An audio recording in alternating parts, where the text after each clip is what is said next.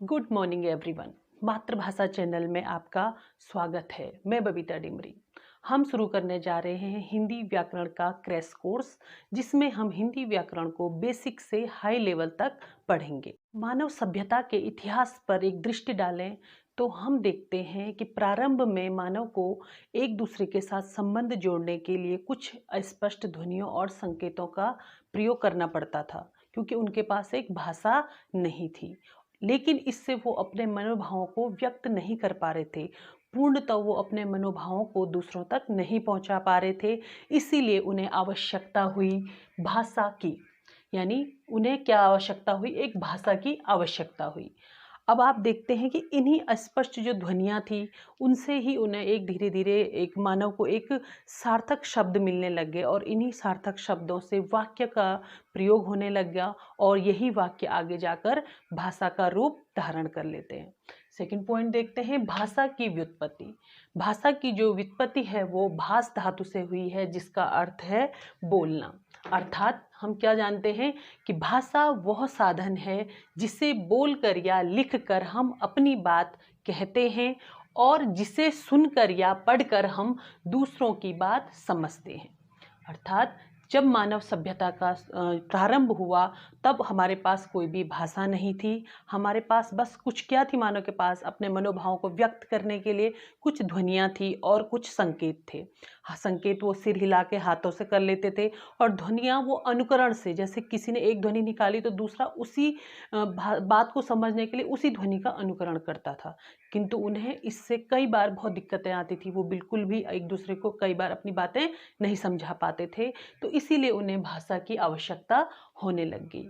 वही ध्वनियाँ, जो उनकी ध्वनियाँ थी, वही ध्वनियाँ धीरे धीरे कुछ शब्दों में परिवर्तित हुई और वो शब्द वाक्य में परिवर्तित हुए। वाक्य में परिवर्तित होने के बाद उन्होंने एक भाषा का रूप धारण किया।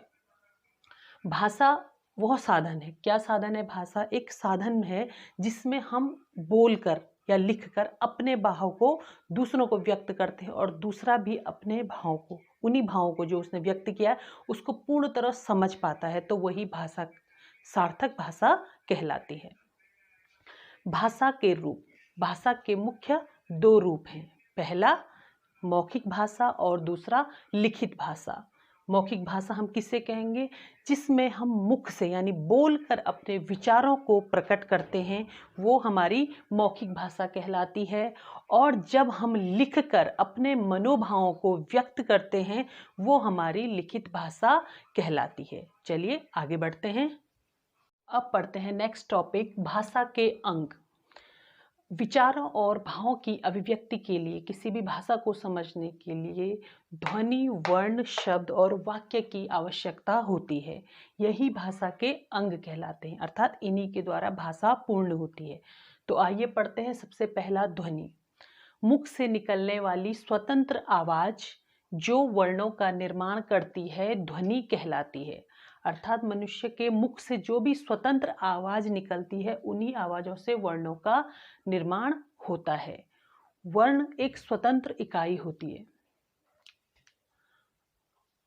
उसके बाद नेक्स्ट है वर्ण। ध्वनि को निर्धारित करने वाले चिन्ह ही वर्ण कहलाते हैं।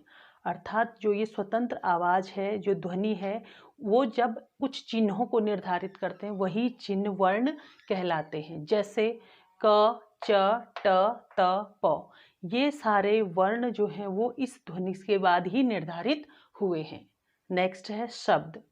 दो या दो से अधिक वर्णों के मेल से बनने वाले सार्थक ध्वनि समूह को ही हम शब्द कहते हैं। अर्थात दो या दो से अधिक जो ये वर्ण हैं, इनके जो मेल से एक ध्वनि समूह बनता है और यही ध्वनि समूह शब्द कहलाता है। जैसे क, म, ल, इसमें 3 वर्ण लिए गए हैं और इन्हीं 3 वर्णों से एक शब्द का निर्माण हुआ है और वो शब्द है कमल। नेक्स्ट पढ़ते हैं वाक्य। सार्थक शब्दों का समूह ही वाक्य कहलाता है। अर्थात सबसे पहले हमने देखा एक स्वतंत्र आवाज जो ध्वनि कहलाती है, उसी सार्थक आवाज से, उसी स्वतंत्र आवाज से जो वर्ण का निर्माण होता है, वो वर्ण बाद में शब्द का निर्माण करते हैं और इन्हीं सार्थक जो शब्दों का समूह है, इससे वाक्य बनता है। तो हमने पढ़ा कि सबसे पहले मनुष्य को एक भाषा की आवश्यकता हुई, उस भाषा को उसने कुछ चरणों में प्राप्त किया। सबसे पहले स्पष्ट ध्वनियाँ थी, ध्वनियों से शब्दों का निर्माण, शब्दों से वाक्यों का निर्माण और फिर एक भाषा बनी। भाषा के मुख्य दो रूप थे, एक मौखिक और एक लिखित। उसके बाद हमने देखा कि भाषा के अंग, भाषा के जो 4 अंग है, इन्हीं के द्वारा भाषा का निर्माण होता है। तो उम्मीद है आपने इसको अच्छे से समझा होगा और भाषा क्या है इसको जाना होगा। धन्यवाद।